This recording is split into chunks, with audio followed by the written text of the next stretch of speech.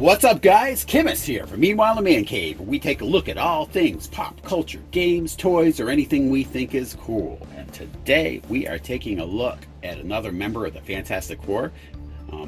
We just did the Human Torch. Now we're doing Ben Grimm himself, the Thing. Now this is the second of the Marvel Select Fantastic Four figures I've gotten. In seeing it, my first impressions, I have problems with the proportions of this thing. It's his legs in particular for me.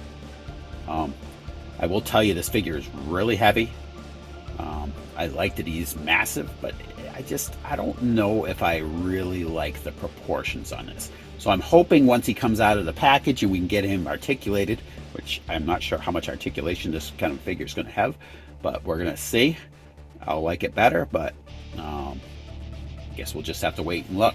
So anyway, the box on this is the same as it is on all the Marvel Select figures. You got the blister pack, a little bit of art on the side here, and you've got a picture of the figure on the back, a little description of the figure's history, along with a couple other figures in the line. I do have this Abomination. That Abomination figure is fantastic. We got that before we hit the station, so we didn't unbox it on here. Maybe at a later date we'll show you. And then there's a Spider-Man. Spider-Man looks like it might be pretty cool.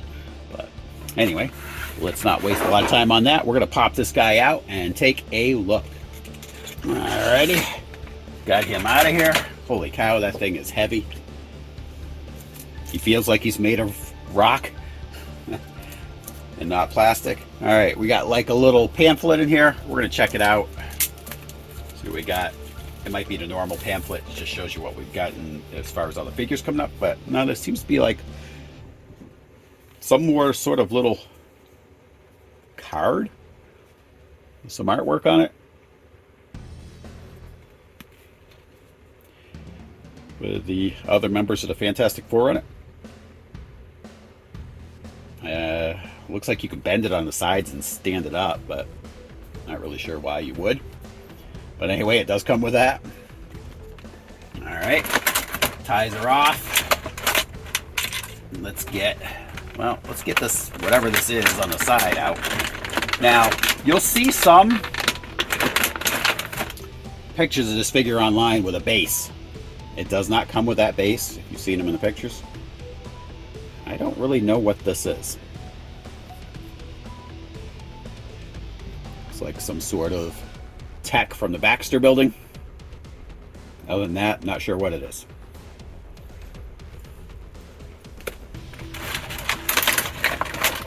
Now,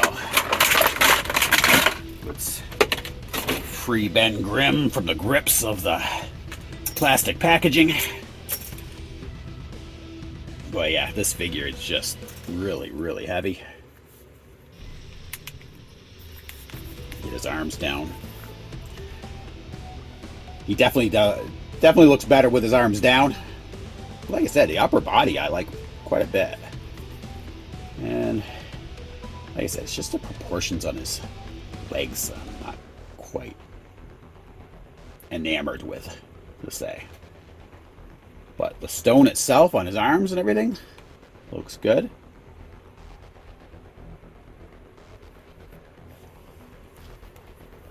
I'm used to the smaller, kind of like rock pieces that you see in like some of the older iterations of this character, where these seem to be like larger chunks that make him up. And on this one, he's got basically full pants and boots, whereas normally it's kind of shorts that he's depicted with. So, not a lot of accessories and everything with this guy, so let's check out some of his articulation. All right, starting with his head, got your left and right, and you have a bit of a nodding. You can put it down in his head down in a... I'm not going to go back that far, but it does come forward. Arms. You have some lateral movement. I do like it when his arms are out a little better. That looks a little better than when, I don't know. We'll see, but there's not a ton of that. You've got your swiveling with that. Now, elbow joint. Single elbow joint. Very, very little range of motion there. Very little. That's it. I mean, I don't know what you're going to do with that. There's not even any swiveling like it was on the Human Torch. Now, his fist turns at the wrist here. You know, just turns a little bit. Not much motion there. And obviously his waist. Nothing at his abdomen, obviously. But you got some waist movement. Legs. Let's get this guy going here. Yeah, there's not a lot, even there, even at the, not a lot of motion there. It actually reminds me a lot of like some really, really old school figures where they hardly had any motion. It was almost like a soap bottle or something like that, you know. They used to put soap in, like, you know, Batman shaped boxes and bottles and things like that.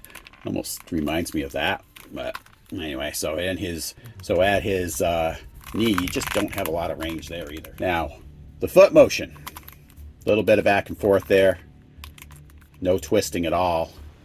To me, it would have been wise for them to have taken a page out of the McFarlane figure book and put some toe bending there. That way, at least if you had his leg back, you could at least had it bent against the floor like he's walking.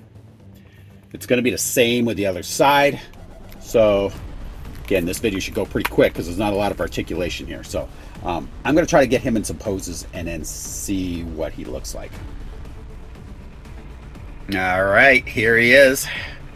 And the once around.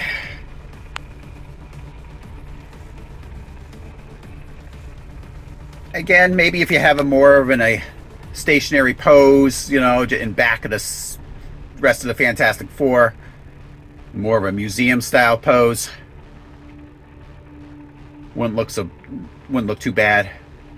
Him just standing here like that, it's not a terrible figure. It's just like I said,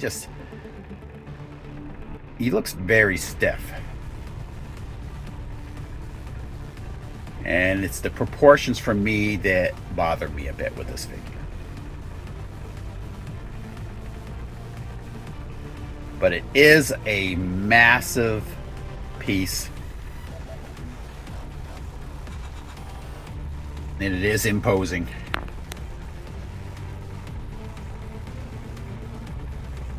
But I just feel like the engineering behind the figure itself was lacking compared to what it could be.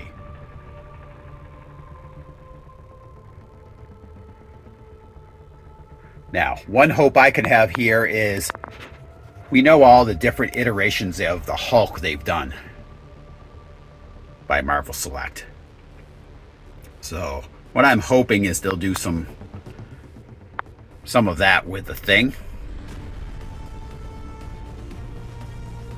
Maybe some of the mutated Thing that they did there for a while with all the spikes. Or a more traditional Thing. So anyway, we're going to call that quits for today. I want to thank you guys all so much for your support. And come back for the next episode of Meanwhile in the Man Cave. I'll talk to you guys later.